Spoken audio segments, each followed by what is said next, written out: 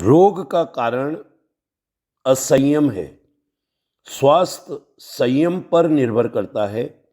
इंद्रियों का संयम, आहार का संयम, ब्रह्मचर्य का संयम, दिनचर्या का संयम, उत्तेजनाओं का संयम यदि मनुष्य अपने वश में रख सके तो फिर स्वास्थ्य बिगड़ने का कोई प्रश्न ही नहीं उठता है। फिर केवल कर्म भोगों के कारण स्वास्थ्य बिगड़ सकता है, अर्थात असंयम और गलत कर्म भोगों के कारण ही हम रोगों से जीवन भर ग्रसित रहते हैं।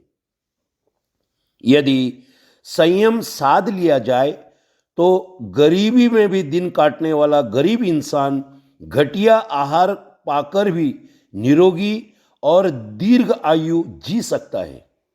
इसके विपरीत असंयमी व्यक्ति विपुल धनवान होकर आहार और औषधियों का सहारा मिलने पर भी रोगों से ग्रसित बना रहता है। कमजोरी और बीमारी का अभिशाप हमारे असंयम के दंड के रूप में ही हमें मिलता है। यदि इन आपत्तियों से छूटना हो तो अपनी गलत उद्दंड उच्छल आदतों को संयमित करना पड़ेगा। इसके बिना स्वास्थ्य सुधार के जितने भी उपाय किए जाएंगे वो क्षणिक चमत्कार भले ही दिखा दें, अंततः असफल ही रहेंगे। कोई औषधि, कोई पद्धति ऐसी नहीं है जो असंयम के रहते हुए आरोग्य को सुरक्षित रख सके। जिसने संयम साध लिया उसके लिए उपयोगी आहार का कोई विशेष महत्व नहीं रह जाता है। घास खाकर घोड़ा, पत्ती खाकर हाथी यदि बलवान रह सकता है तो कोई कारण नहीं है कि अन्न खाकर साग सब्जी और दूध जैसे उत्तम पदार्थ प्राप्त करके मनुष्य निरोग एवं दीर्घजीवी न रह सके। असंयम ही वह असुर राक्षस है जो हमारी स्वास्थ्य संपदा को सब प्रकार चौपट किए जा रहा है। इसे मार भगाने का व्यापक अभिमान यदि आरंभ किया जाए तो ही स्वास्थ्य की समस्या हल हो सकेगी। अस्पताल और डॉक्टर तो क्षणिक उपचार कर सकते हैं, तात्कालिक लाभ दिखा सकते हैं। आरोग्य तो हमारी आदतों पर निर्भर करता है। यदि जीवन यापन संबंधी आदतें बिगड़ी हुई हैं तो निरोग को हम स्थिर रख नहीं सकते। किसी भी प्रकार इसे निरोगी रखना हमारे लिए संभव नहीं होगा। इसीलिए हमें संयम बरतना पड़ेगा और यह संयम हमारा इंद्रियों का संयम, आहार का संयम, ब्रह्मचर्य का संयम, दिनचर्याओं का संयम, उत्तेजनाओं का संयम अगर हम रखें तो हमारा स्वास्थ्य आजीवन निरोगी रहेगा। आज आधुनिक युग में विज्ञान विकास की चरम सीमा पर है। मनुष्य अनेक ग्रहों का भ्रमण कर चुका है। अनेक महामारियों का विकास ज्ञान उसे प्राप्त हुआ है और विज्ञान इतना अधिक बढ़ गया है कि मेडिकल क्षेत्र में विज्ञान ने बहुत बड़ी उपलब्धि हासिल की है। लेकिन मनुष्य का जीवन आयु सीमा कम होती जा रही है। कलयुग में मनुष्य की आयु 125 वर्ष निर्धारित थी और आज 21वीं सदी में उसकी औसतन आयु 60-65 वर्ष ही रह गई है।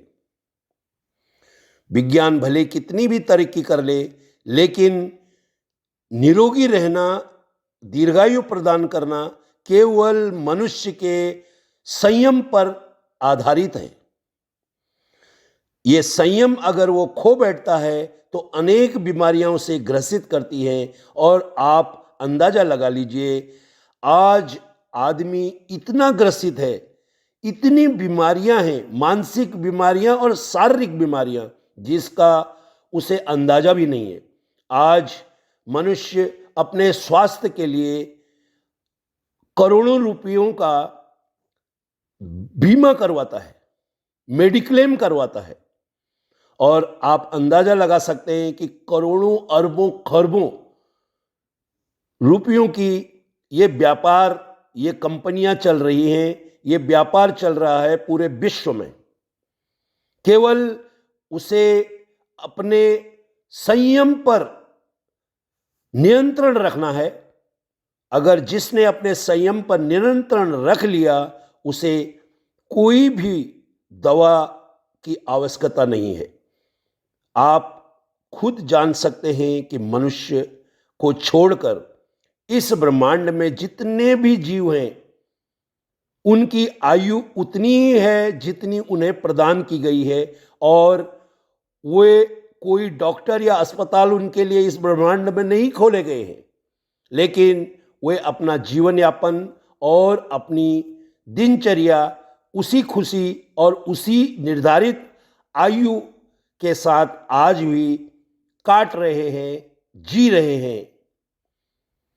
तो दोस्तों, ये एक चेतावनी है कि जब से मनुष्य ने अपने संयम को खोया, तब से वो रोगग्रसित हुआ, और रोगग्रसित हो जाने पर भले वो अपने आजीवन कमाई हुई दौलत लुटा दे, लेकिन वो अपने शरीर को, अपने स्वास्थ्य को फिर से वापस नहीं ला सकता है। विचार कीजिए, और आपके मन में कोई भी दुविधा है तो मुझे कमेंट में अवश्य लिख भेजें। यह वीडियो आप अपने पारिवारिक सदस्यों में, परिजनों में, मित्रजनों में अवश्य भेजें, ताकि उनको भी इस रूट कॉज से वो भी अवगत हो सके और अपने निरोगी जीवन का यापन कर सके। यह वीडियो जनहित में जारी। जय हिंद, जय भारत।